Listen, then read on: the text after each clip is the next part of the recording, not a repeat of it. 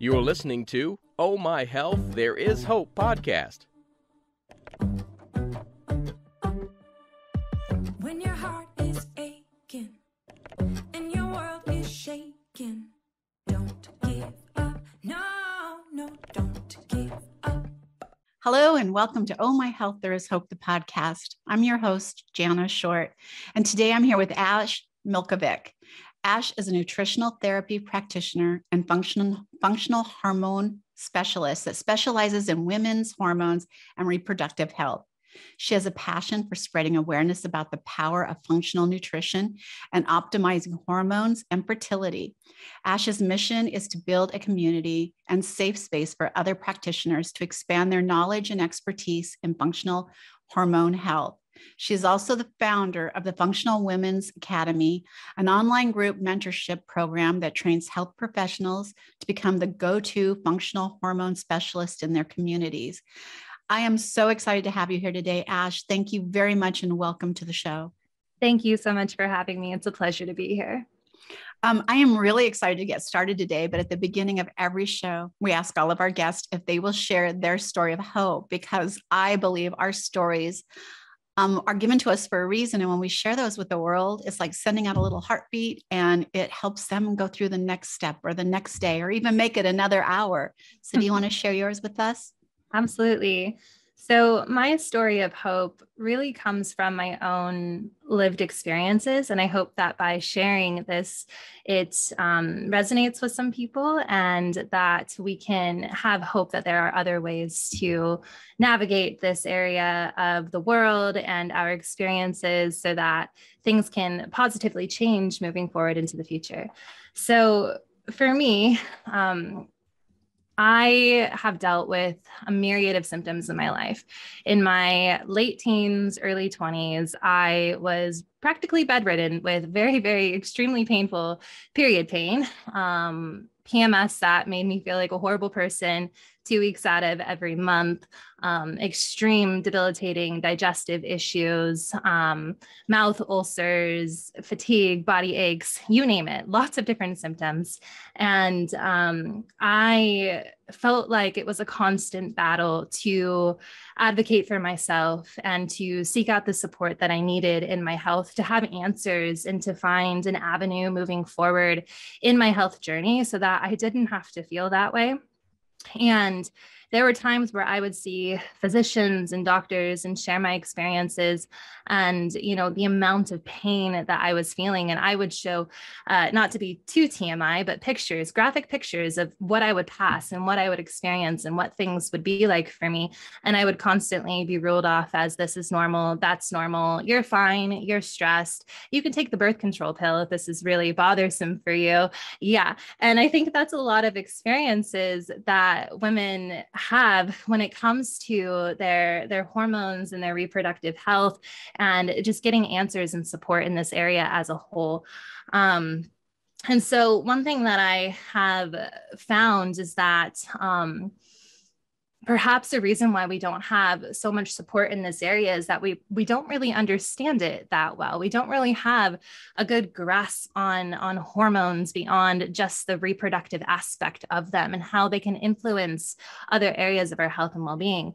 And so finding a curiosity and a passion in this area for myself, for my own health and well-being, really led me down a path of figuring it out for myself and becoming a practitioner so that I could provide space for women who were going down very similar paths as me, to have the support that they need so they didn't have to deal with as much issues and struggle getting there as I did. And so going down this path of just working with women in this practitioner setting, helping them to find answers and get the support that they needed, things that I heard from my clients, stories that they would tell me that were so similar to what I experienced, and things along the lines of, oh my gosh, how come you are the first person to ever bring this up to me, that this is such a foundational piece to what I'm experiencing? How come you were the first one to bring this up? And, I would hear this over and over and over again. And I was like, okay, something something is missing here. What is going on? Why is it so difficult to get answers? Why are we not connecting the dots in this way? So I started doing a lot more research and trying to understand this more for myself, and found that the information isn't quite that accessible. And when you start to dig a little bit deeper, you start to see that females and women have not been included in medical research for such a long time. And even though it wasn't until 1993 that it was mandated that women had to be included in research, that has still not been upkept as much as it should, or mandated and enforced as much as it should. So we really don't have a lot of data and understanding of what's going on.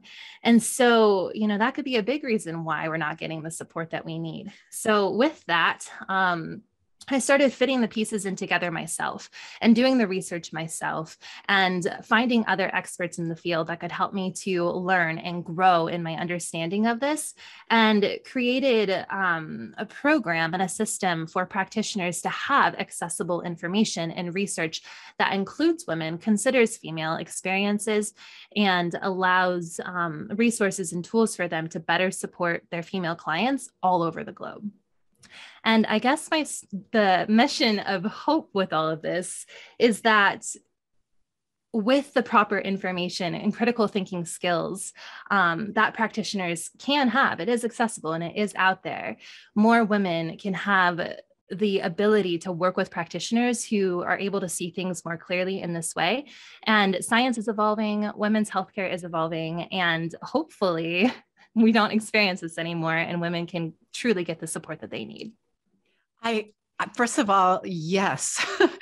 Second of all, I don't want to put this on men, but I think part of the reason is for years, it was mostly men that were in the field of medicine and research, right? It wasn't up until just the last couple decades that women have started stepping into that field in a big way.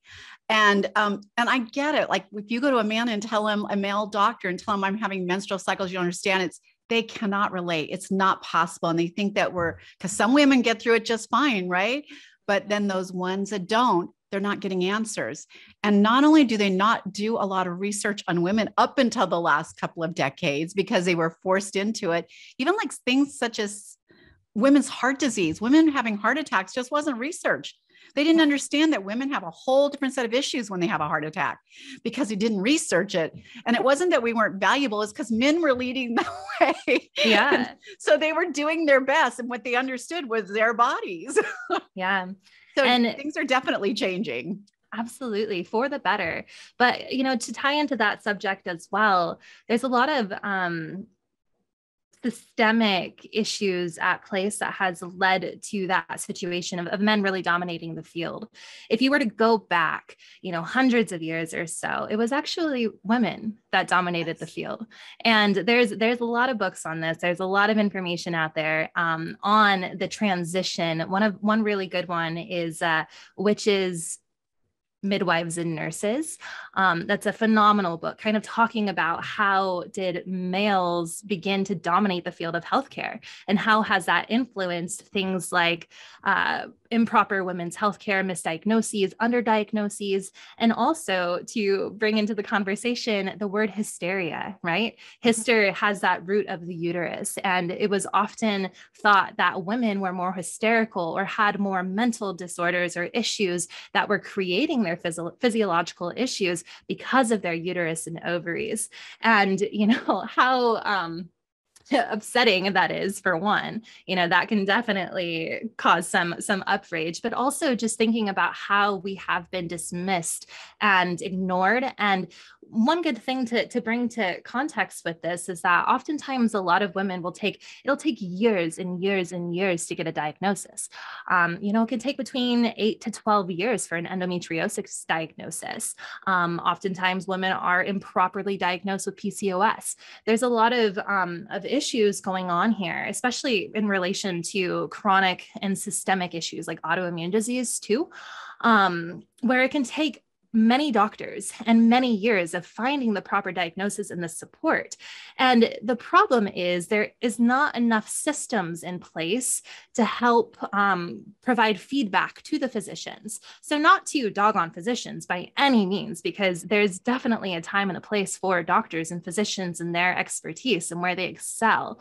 But when thinking about how long it takes for a woman to get a proper diagnosis, does the first physician they ever saw ever get notified that, oh, they actually had fibromyalgia? No, usually not. And so that physician then goes on thinking that everything's fine. The diagnosis they gave was normal. They don't get that feedback. And so there's this, it's more than just the issues of misdiagnosis and underdiagnosis, but it's also a lack of feedback and communication that's happening on the systemic level that is perpetuating these problems and these issues that we are facing collectively as women. One of the things that you brought up is when you do go in with problems to your doctors, they want to just give you a pill and send you away. And one of the things that irks me so much is the birth control pill. Because I honestly, when I was younger, so I'm in my 60s now, and when I was younger, I didn't know anybody who had problems getting pregnant. Nobody. And they would if you had one person that was struggling with fertility, it was unbelievable. It was that one person, and now it's everybody. It seems like everybody is having issues getting pregnant, or they're needing help. And I really can, in my heart, and I know that there is some science to this, of getting on birth control as young as we've been putting women on birth control, 12, 13 years old, they have skin issues, put them on birth control. They're started their period, they're not regular. They're not supposed to start regular. Sometimes they never get regular, but our body usually does adjust, but put them on birth control. And so they're putting these younger girls that are very they're just pubescent on birth control. And I'm wondering if someday, and not too far away, if we're going to create a generation of women that can't even reproduce. We already are. I agree with you 100%, but people think I'm insane when I say that, but I see it. I see that peaking up going, and I'm like, when is it going to stop? Mm-hmm. Well, we have to think about how much hormonal disruption is actually happening with the birth control pill, and how it was once used as a form of women's liberation, being able to have complete control of their sexual reproductive abilities. But it has morphed into this all-in-one type of pill that is the solution for everything. And this is where the conversation comes in, of where we see hormones solely with reproductive health. We don't see hormones and their impact beyond the reproductive system. So, people will say, oh, just take the birth control pill, and when you're ready to have kids, come off of it, you're fine. But they don't take into consideration that the hormonal suppression that happens with hormonal birth control, because the synthetic hormones are not the same as our biological hormones, that has an impact beyond our reproductive health. It can have an impact on our brain health and our mood. It can have an impact on our heart health. It can have an impact on our bone health, so many areas of our health and well-being. And we kind of put it into this box saying that it only has an impact on your reproductive health. And once you come off of it, your hormones are just going to go back to normal, which in some cases is true. For some, it can take longer than others. For some, they might get their period back right away. For others, it could take up to a year to have their hormones regulate. But what's happening outside of that? How is that having an impact on their health beyond that?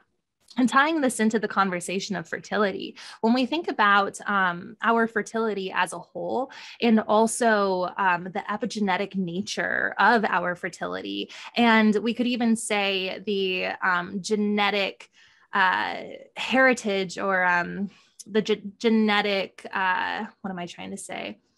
Delivery that we are giving from ourselves to our children. So what we are providing to them as far as our genetics go, our genetics can be altered by the hormonal suppression and the issues that are happening. So let's say that we have really good epigenetics or genetic ability to reproduce, but then if we take birth control and it messes with our hormones and our epigenetic structure, could that be passed down to our children?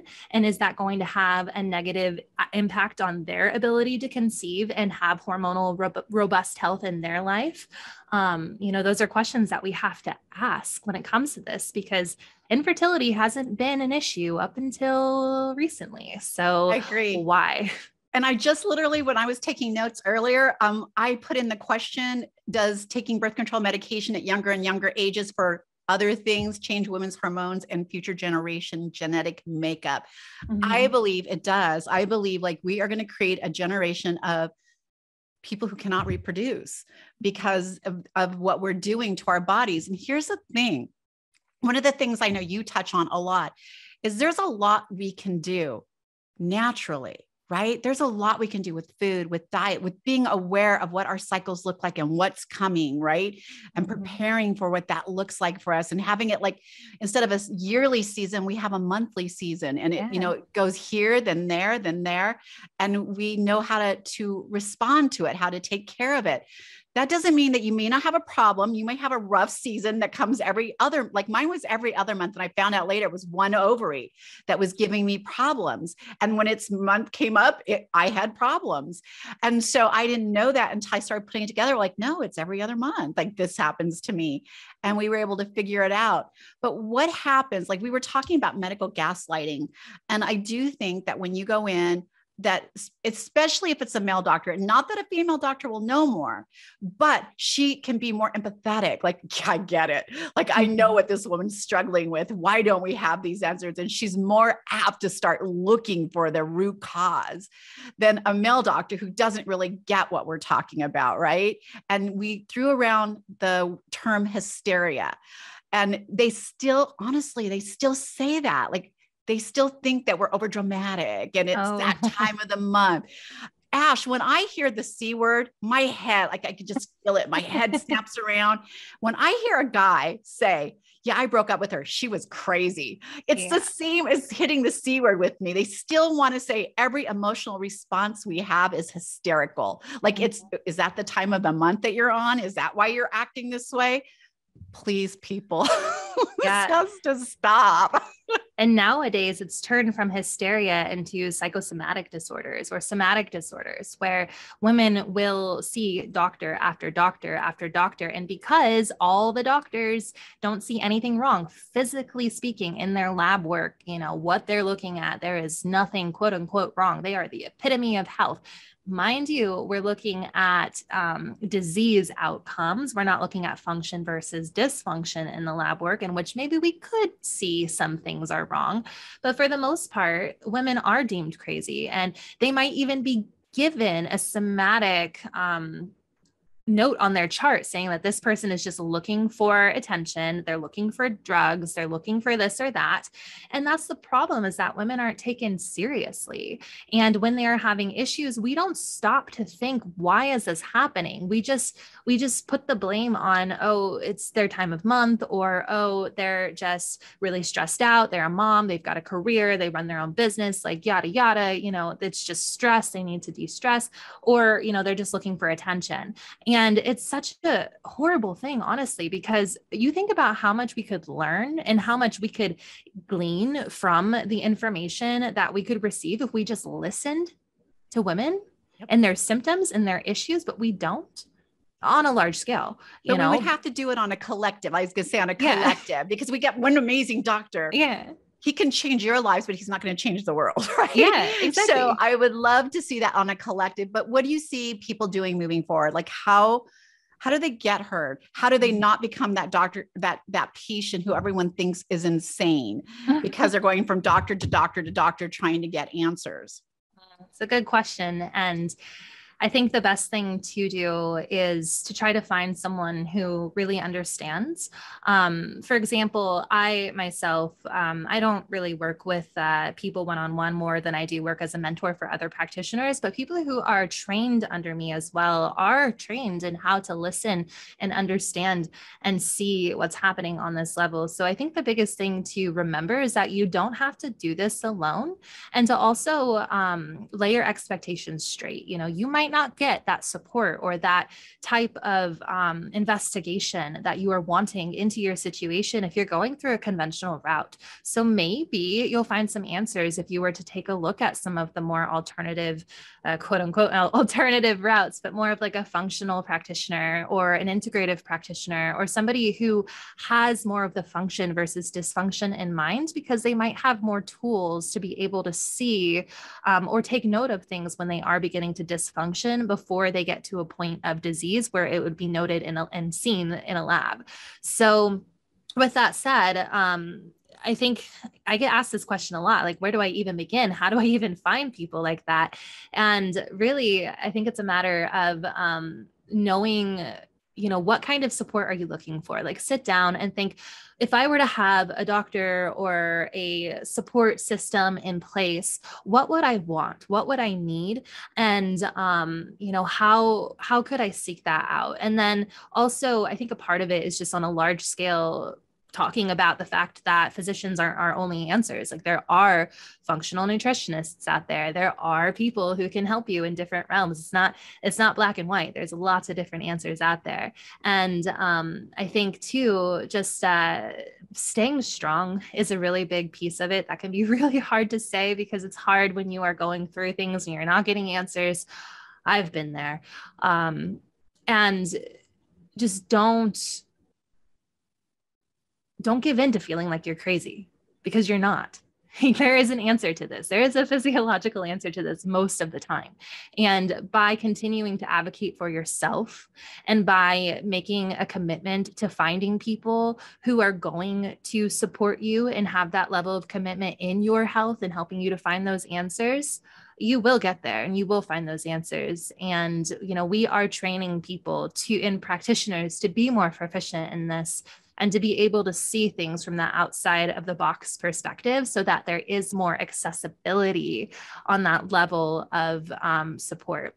And you just keeping in mind too, that you can see practitioners virtually as well. You don't have to be in person. So there's a lot of options out there if you look for them. For those of you who've never seen a functional medicine physician or practitioner, let me tell you, like, especially if they're specializing in hormones, like that's their specialty. And when I first saw a functional practitioner, it was amazing because they were asking me about my parents and the kind of birth my mom had. And they were asking me so many questions. Like, why are they asking me all this? But they wanted the big picture. Like, yes. I have earaches as a child. And when you go in to see your regular doctor, and I can't even put the blame on them because it's just so crazy the way things are set up now, but you've got 15 minutes. Like, I take a list. I go like, do real quickly. I get the best answer I can. And I make sure they chart everything I ask when I come in next time. But I literally have 15 minutes. My first visit with a functional practitioner, I think it was 90 minutes. And they asked me questions. And I'm like, how is that even relevant? Yeah. And it was when it came out, like what that root cause was. And it was a simple fix of just changing my diet. And it worked. I was like, how did they not know this? It's so simple, but because they don't have the time. They don't have the time to invest in you. You kind of have to do it yourself. Mm-hmm. And I think seeing someone who is in a functional medicine, especially if they're specializing in hormones, they know, like they go back so far. They ask you questions. You're like, why is she asking me that? Mm-hmm. Yep. I will ask about periods and poop and miscarriage struggles. And yes, your birth, how you were born into this world. So much. And that's the big thing about functional practitioners in particular, is that we are trying to get that big picture so that we can fit the pieces together and see the roadmap of what we're dealing with in front of you. And so it's a different approach. It's just different. That's all it really is. And it is about taking the time. I will often have initial sessions with clients where they're just talking and sharing and crying and elaborating. And, nobody has given them the space just to communicate and to share what their experience is. And that alone can be healing. I was going to say, when I walked out of my meeting, we didn't really have answers or plan for about 90 days after starting the process, but I left with the hope. Mm-hmm. I left feel she heard me, whether I find an answer or not. I know she listened. And so I felt change already coming. I was receiving it as I walked out the door. Yeah. So I literally was filled with hope from that visit. And I'm telling you, it's completely different than having a clinical visit. And when you walk out, you're kind of feel like that weight lifting from you. Ashe, I just think that you are amazing. And I want people to be able to find you super easy and learn more about hormonal health. I know you educate a lot. Where can they find you? Yeah. So our website is www.functionalwomensacademy.com. And we run a virtual online continuing education program for health professionals who are wanting to specialize in women's health topics or who are just wanting to deepen their education and skill set in functional hormone health. So we do a lot of training there. We also have a directory of other functional hormone specialists that are trained under me and our team. So if you're looking for a practitioner who might be able to support you, that could be a really good resource. And if you are a practitioner listening to this, then you are welcome to join the community and be a part of this mission as well. I do also have an Instagram, although I will say I am rebranding right now. So this may or may not change by the time this airs, but right now my Instagram handle is at reproductive.radiance. So those are the two areas that you can find me for now. And definitely the website is where the community is located. Well, we were going to put all of those in the show notes. And if for some reason Ashe does her rebranding before this goes live, we'll be sure to update it. So you'll have an updated link. But Ashe, thank you so much. This was phenomenal. It really was. And it's not talked about enough. So thank you very much. Thank you so much for having me. It was wonderful to be here. Thanks for listening to the Oh My Health, There Is Hope podcast. Make sure to visit Jana's website, bestholisticlife.com, where you can subscribe to the show on iTunes, Google Play, or listen there, so you'll never miss an episode. While you're at it, if you found value in the show, we'd appreciate a rating on iTunes, or if you simply tell a friend about the show, that'll help too. Let's change the world together, one health expert at a time. Looking forward to seeing you next time.